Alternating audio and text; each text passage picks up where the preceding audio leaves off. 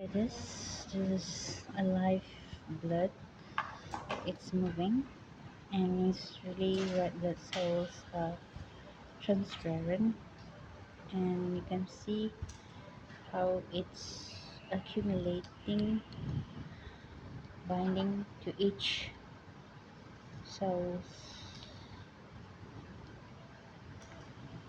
It's really moving. So when it's clotted, it's not moving, but this is moving. So as the weight is lesser than 42 kg, we won't be success to donate the blood. So when we achieve more than 45 kg, it will allow us to donate the blood. At the same time, when we are lacking of rest, we're lacking of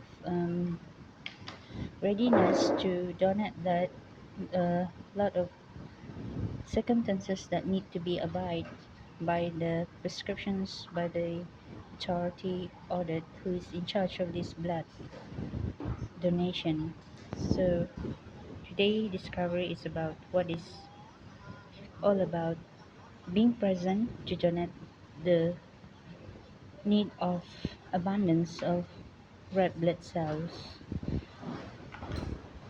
that needs a complete abundance of dietary requirements which is available for improving the biological chemistry